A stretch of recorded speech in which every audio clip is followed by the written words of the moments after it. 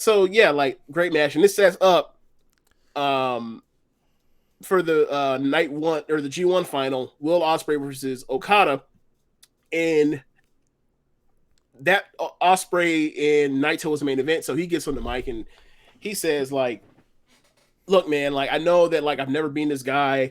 I'm 1-6 against him. The one time I did one, I had help. I haven't actually beaten this guy. Um, but like he can be beaten. I've seen it. You've all seen it.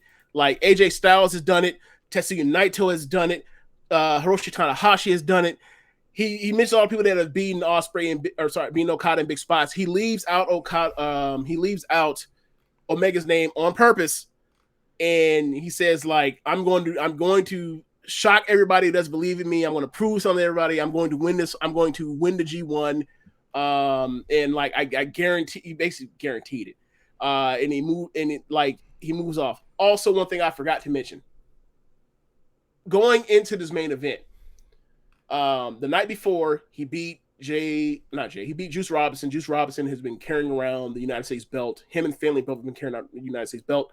The world champion, the actual person that has the title of United States champion, is Will Ospreay, but he now has the belt to go with that. So he comes out and he has the United States belt, and he has the Rev Pro Undisputed Heavyweight, whatever title the Rev Pro belt is. And Charlton puts over on commentary like, this dude has a real claim because he's the champion of the United States and the champion of Britain to be the real All Atlantic champion. And I was like, this is like Wednesday morning when this is happening. So like my antennas start going off, and I'm like, oh my god. And then I look at the bracket like, isn't this what I think it is? And the bracket is set up to where Ozzy Open and Ospreay versus Death Triangle. Pac is the All Atlantic champion. They're going to face each other next week on Dynamite, or this week in Dynamite in a couple days. And like obviously that is the crux of it. And then on Dynamite last week that we just reviewed, Pac talks about somebody making claims to be the All Atlantic champion. So there you go. Get ready for Pac versus Ospreay. That's gonna be fucking phenomenal. And then you get to Ospreay versus Okada, and Ospreay and Okada have what I think is the best match of the year that I've seen this year. Like 35 minutes. They spend like the first 20 minutes like just excellent wrestling and working each other's necks, given like what they've gone through in Budokan Hall leading up, and also like the career of Ospreay neck injuries. And then at a certain point, our Ospreay breaks out. He hits a high fly flow for a near fall, doesn't work. He gets him up. He hits a Styles Clash, that doesn't work. And then like he goes back and forth even further, and then he reaches out, pulls out the finger guns, and he hits a V trigger, and then he gets Okada up for a one wing angel. Okada ducks out, gives him a rainmaker. The crowd and breaks the law. Yeah. He does this. Yes, they audibly gasp and chant, and they're into it crazily. Before that, there's like a crazy like twisting moonsault off the top rope to the floor in like the first like 7 minutes of the match. Is like, Charlotte, never do this shit again. Don't even attempt it. Just give it up.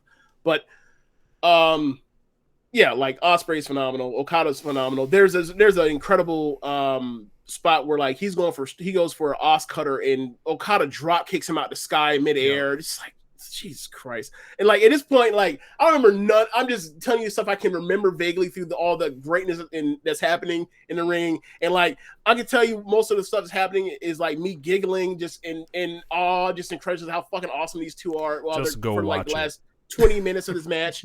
And then ultimately I can't remember, like there was one spot where like I think there was a I don't know if it was a hidden blade. I think it was a hidden blade and the kick out of the hidden blade where I thought like Ospreay just won. He had just won. But Okada kicked out, and then you end up getting like he gets Rainmaker to death and he's done. This is a brilliant match. I think it's one of I think it's one of the 15 or so best matches I've ever seen. Quite frankly, like I thought this match was phenomenal. Yeah, I went 5 stars on this, and I don't know, man. I felt like it was Will's time. I was kind of deflated, like, and I know there's like a lot of, yeah, you can't have Jay White as the champion and then Will Ospreay face him. Can't have two Gaijin.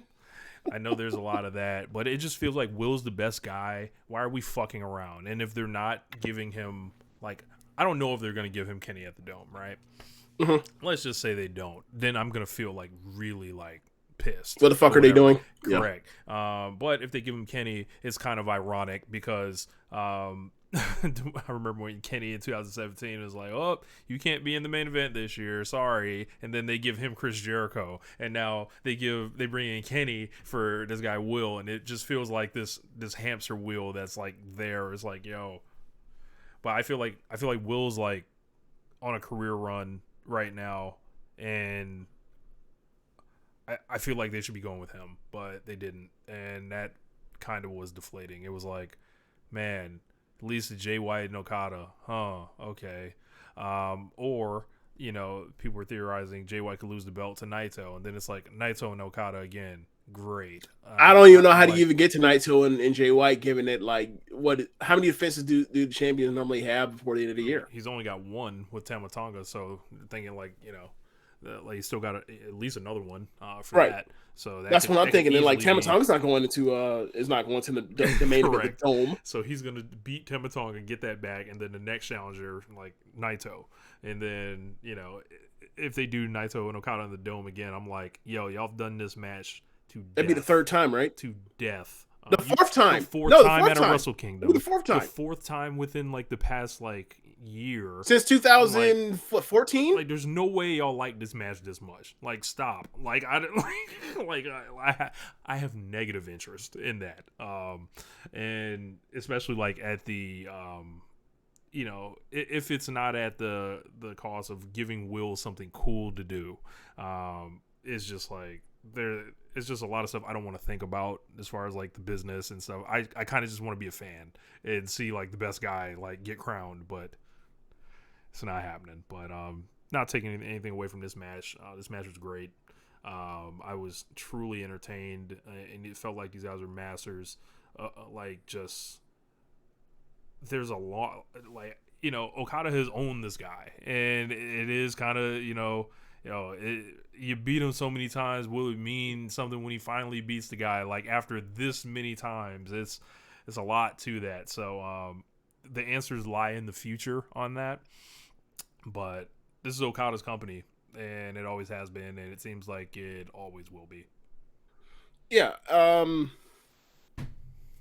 I wasn't as deflated because there's going to be so much cool shit for him to do between now and the Tokyo Dome that I was like, it doesn't matter. Like, you're setting this dude up to be like all of the cooperation between New Japan and Rev Pro and AEW. Felt like they're setting this dude up to be like the next Okada Omega, like international non WWE guy. Or it's just like he's inescapable. Like, this dude is going to be, quote unquote, like, not that it really matters or whatever else. Like, a person is like going to like be next year like the 2023 like Sports Illustrated Wrestler of the Year. Like, in that way where it's like he's going to be so killer and inescapable that it doesn't matter what happens in AEW, in WWE, given like for Western fans, whatever else, like he's going to have a match with Kenny. It seems like he's setting up to have a match with Kenny Omega. He's going to be like, right. He's set up to like, win the G1 or topple Okada next year, and also like, be the All Atlantic champion and all that stuff, and be here and basically be on pay-per-views, and like at a point where like when we were talking about him, in 2019 where he was, we were saying like he's able to double dip when he transitions to heavyweight, where like Best Super Juniors and the G1, like he's going to have the G1, he's going to have like AEW pay-per-views and big shows and title match with the All Atlantic title probably, and he's going to have this feud, probably in the Tokyo Dome, if not eventually somewhere down the line in big spots with Kenny Omega. Like he's going to be like they're making him into like a legend before our eyes is what it feels like, a pro wrestling god, if you will, on Mount Olympus in front of our eyes. Even if you don't necessarily, if you're not someone that's not already bought in, like this dude has been the best wrestler since 2019, which me and you both feel that way. Like it's going to be inescapable and like foolish to like argue otherwise, like coming this year. So buckle up for me. Like, and also he also has like a continuing thing with Moxley too from was it not Whitney City, right? Was it the DC show, right? Or was it the Chicago show? It was the Chicago show. Yeah, Windy City, right. So like he has all of this stuff. Like he's going to like he set the path to do all this cool stuff. So and then also like what he did with like the NXT UK guys, like just now, like that's all setting up for when he goes Rev Pro for his like one or two matches a month there in his off time off of NXT off of New Japan Pro Wrestling Tour. Like he is setting himself up to like if this dude can stay healthy, he's going to have like maybe the greatest year like televised and recorded like pro wrestling history. Like, I'm sorry, I didn't see all the 80s Ric Flair stuff. There's no tape for all that, but like we've already seen Ospreay do this 2019. We've seen him doing right now, and like it looks like next year is going to be bigger than any of that stuff he's already done. Yeah, I think he's locked up Wrestler of the Year. I think this year, like your most outstanding stuff between the last couple days. I think I heard he had a match with he had matches with Ricky Knight Jr. in Speedball. After that, yeah, I haven't seen him, but I mean when they hit tape, what do you think is going to be? That's going to be the outcome. Then he's going to be on Dynamite this week, and then in a crazy trios match, bro. Like, get ready. Ozzy opened and Will Ospreay versus the Lucha Brothers and Pac. Like, what is this timeline?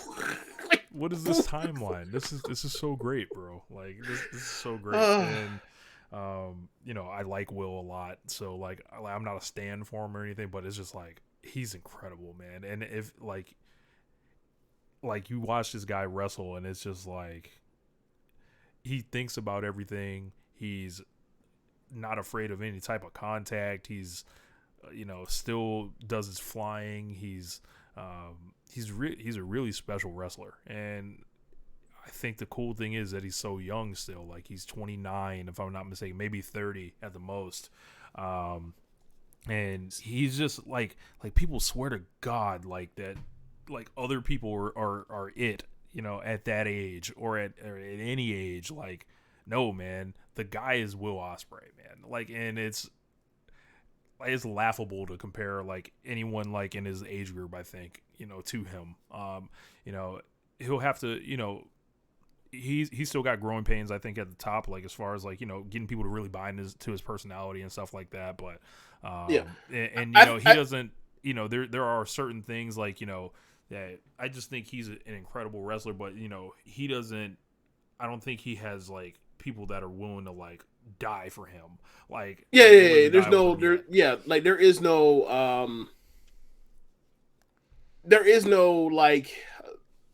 like link to storytelling from the sense of like there's no like vulnerability like a Kenny Omega, right? Like the thing for Kenny Omega for a lot of people, for a lot of women that I've like seen talk about Kenny Omega is like the affection he has for his friends. And I also hear this about like Roman Reigns and the Shield at the time.